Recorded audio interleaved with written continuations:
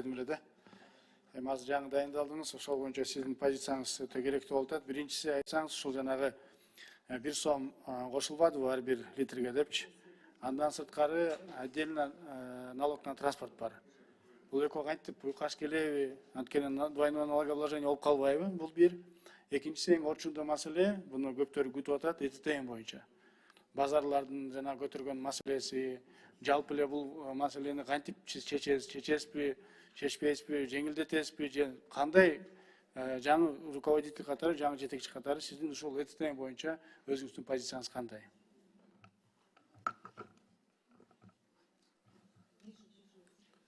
Урматтуу Данияр Эрмекович, урматтуу депутаттар, негизи эле бул маселе боюнча мисалы үчүн жана ЭТТН боюнча. ЭТТН, урматтуу депутаттар, бүт дүйнөдө киргизилген процедура. Бул ЭТТНдин максаты азыркы жаңы заманбап цифровизация технологиясы аркылуу перемещение товаров деп коет. Ошол товарлардын жүгүрүп турганын ошо контролдоо. Ар кайсы мамлекет ар кандай процедураларды колдонот. Кээ маркировка дейт, Казакстандыкы башкача, Американыкы башкача, Германияныкы башкача. Мунун эффективдүүлүгү мамлекет тарабынан ойлоп тапкан процедурасы бул биринчи кезекте контрабанда менен күрөшүү. Жана биз дайыма айтабыз го, ушул парламентте да көп айтат, теневой экономиканы алып чыккыла, теневой экономика менен күрөшкүлө деп. Ошо теневой экономика менен күрөшө турган механизм цифровой формат. Бул мындай ЭТТНдин керектүүлүгү да эмне үчүн бул мамлекеттерде пайдаланылат. Бирок, урматтуу депутаттар, биздеги, мына биздин Кыргызстандагы бул процедура мындай көп жаңылыштыктар менен кирип калган. Мисалы үчүн бизде 13.000 наименование товаров бар. 13.000. Тиш чукуштан баштап нефтепродуктыга чейин товарлардын баардыгын карасак 13.000 экен.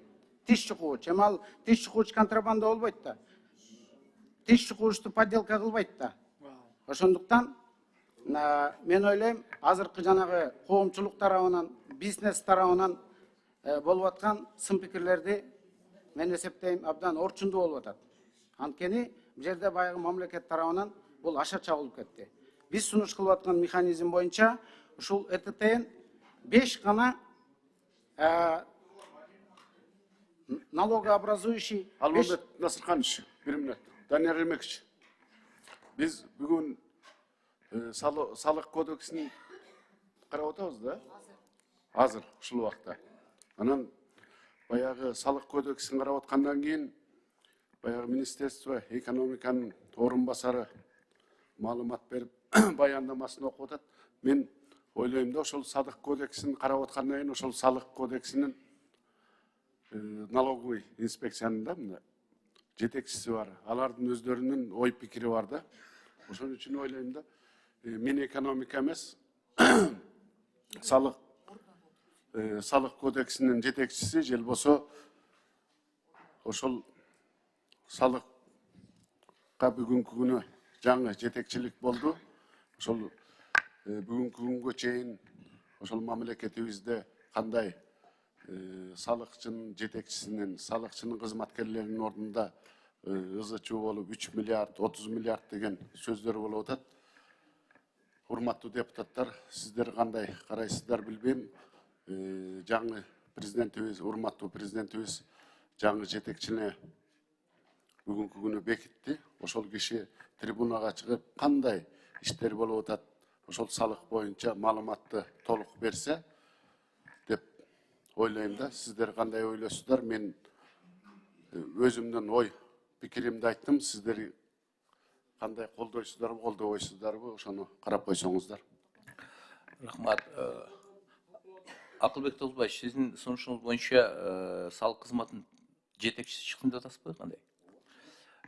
Анда мындай кылайлы, урматтуу депутаттар, Акылбек Толбаевич, негизи саясатты бүгүнкү күндө бекитилген бул Минэкономикага жаңы бекитилген Минэкономиканын министри баяндама берип атат, бирок ар бир суроолорго кандай сунуштар болсо, биз салык кызматынын төрагасы жооп бергенге даяр.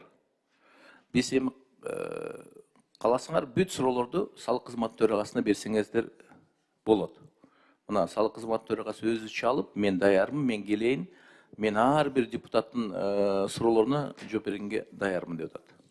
Кандай кыласыздар? Анда ошол жаңы шайланган Минэкономдун жетекчиси отуруп чогуу. Ошол салык кызматынын жетекчиси менен чогуу отуруп жооп берсин. Рахмат. Урматтуу депутаттар, депутат Түменбаевтан сунуш түштү. Экономика министри ордуна отуруп эле салык кызматынын төрагасы менен биргеликте жооп берсин дейт. Ошо сунушту дош коом, дош берем. Ким макул? Каршылык жокпу? Негизи бул орчундуу маселе, бул чоң маселе бүгүнкү күндө. Ошондуктан мен ойлойм биргеликте булар кеңешип жооп берсе туура болот деп. Рахмат, Эгербекович, мен ошол ЭТТ боюнча маселени козгодум эле, ошону Мен аягына чыгып койгон. аягына чыгып койсоңуз, ЭТТ боюнча сиздин позицияңыз кандай, эмне кылабыз? ЭТТ калабы, калбайбы, отсрочка болобу, болбойбу, же планыңыз кандай? Мен жооп берип койсом болобу? Сизге. Анан ошол биздин азыр анализ боюнча ЭТТн бүгүнкү күндө мындай ойлонулбай, терең анализ кылбай кирип калган. Ошондуктан биз, менин жеке оюмда, ЭТТн жана бюджетообразующий 5 гана вид товаровго калса деп сунушту, мындай мен өз жеке менин пикирим да бул. Анткени мына урматтуу депутаттар, 13 000 товарга биз бүгүн жанагы адамдар неме толтуруш керек экен да, виртуальный складка. Тиш чукуштан баштап нефтепродуктуга чейин. А биз 5 сунуш кылабыз деп баягы мен өзүм жеке пикирим бул. Бул нефтепродукты, спирт, табак, анан дары-дармек, мед изделия. Калганын баардыгын биз ЭТТнден бошотуп алып салышыбыз керек. Ошондо жанагы средний бизнес менен малый бизнеске бул биздин мамлекет тарабынан, сиздер тарабынан камкордук болот. Биз айтабыз да, малый бизнес, хребет экономики колдойлу. Булар байкуштар кыйналды. Эмне үчүн мындай соода кылган адамдар, каяктагы налоговый инспектор өзү түшүнбөгөн нерсени алар кантип түшүнөт деп. Ошондуктан бул идея. Ал эми экинчи маселе боюнча, урматтуу депутаттар, жанагы нефтепродукты 1 литр бензинге 1 сом деп атпайсызбы? 1 литр бензинге 1 сом болгондон кийин бул, урматтуу депутаттар, негизи эле бул транспорт налогунун өзүнүн философиясы, бул баягы ошол акчаны жолдоңдойлу деген болчу да. Бирок ал местный бюджетке түшүп, аны акимият жоломдомок беле, башка жака кетип калып атпайбы? Ошондуктан через каждый литр бензина болгондо, ошондо эффективдүү дорожный фондко түшөт. Машинаны айдайсың, 10 литр болсо, 10 литрге 1 сомдон төлөйсүң. В таком случае двойное налоговое обложение болбош үчүн транспорт налогун алып салыш керек. Налог на имущество транспортка деген бар да. Анда двойной болуп калып атат, за каждый литр бензина плюс еще за транспорт. Ошондуктан менин бул, урматтуу мындай депутаттар, бул менин жеке пикирим. Ушул эки маселе боюнча ушундай. Анан биз баягы бизнести укканды үйрөнсөк да, мамлекеттик институттарчы. Бизнес менен баягы карым-катнаш кылып, алардын айтканын угуп, көйгөйлөрүн угуп, анан баягы мамлекеттин кызыкчылыгы деп эле аларды дагы жесткий контроль, жесткий администрирование деген бул мага башынан эле жакчы эмес. Ошондуктан бул менин позициям. Хорошо, берки ИТТ боюнча дагы бир кичине тактап алайынчы. Анда бул эми сиздин оюңузда биз кандай кылабыз? Азыр анда мыйзамга өзгөртүү киргизебизби же кандай болот? Жок, ал өкмөттүн токтому менен перечень болот. Биз баягы жалпы процедураны алган жокпуз да. Процедура-то остается, мы просто переченден 5 видов составляем, остальное все от ТТН освобождаем. Албат эле. Анда жана бизде азыркы базарлардын бардыгына айтсак болот экен да. Азыр базарлардын бардыгы анда мындан ары. Бул пока менин гана позициям. Бул эми билесиздер да, бул саясат Минэкономдо. Бул сиздердин саясий поддержкаңар керек дегендей, анан эгерде процедура болсо, мен баягы кичинекей солдатмын да. Мен пикиримди эле гана айтып атам. Анда Минэконом позицияңыздарды айтып койсоңуз, анан анда буну рас айтылгандан кийин жаңы жетекчини колдоп, анда өзгөртүү киргизгенге мындай барышыбыз керек деп ойлойм.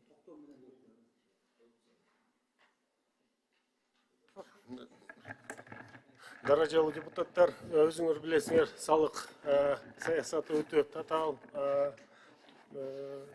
тармак болот. Документ өзүнүн тарыхы да 1 жылдан бери иштелип жаткан бир аракет болуп атат. Кээде деталдарын билбей калышым ыктымал. Ошон үчүн алдын ала кечирим сурап атам. Сиздер каршы болбосоңор, бүгүн орун басарлардын жардамына кесте кайрылып турайын. Силердин сурооңорго так мындай деталдуу жооп кайтаруу. Искендер Эсенгелиевичке Рұқсат болса. Тура экономика министрлиги дагы ушуну колдойт. В целом, баягы ЭТТНдин өзү иштелиши жөнөкөй, анан кийин ишкерлер үчүн жөнөкөй жана оңой болуш керек да. Ошол тууралуу биз колдойбуз. Рахмат, Алмамбет Насырканович, анда ишиңизге ийгилик каалайм. Анан ушу менен дагы бир нерсе калып калды. Мен өткөн курс жетекчилерге да бир топ айтып кеттим эле да. ККМдин ордуна жаңы современный ушундай бир сотка менен эле, мобильный телефон менен эле приложенияны колдонуп жүрүшөт башка көп мамлекеттерчи. Ушуну да бир карап көрсөңүз, анан мен мисалы Россияда Российский Федерациянын налоговый службасы айтып калды. Эгерде силер официально бизге кайрылсаңар дейт, то биз силерге бекер эле дейт ушул мобильный приложенияны бергенге дайынбыз дейт. Ал жерде ошол биздин бир топ дагы ишкерлерге жеңилдик түзүлөт эле да. Жеңилдик түзүлөт эле. Ушуну дагы мен сизден суранат элем, эгерде мүмкүнчүлүк болсо, өзүңүздүн визамиңизге чыгып, Россиядан бир тактоо иретинде алып койсоңуз, мага айткан маалыматты ошол жактан начальник управлениясы аты жөнүн сизге кийинчерээк берип коем. Рахмат.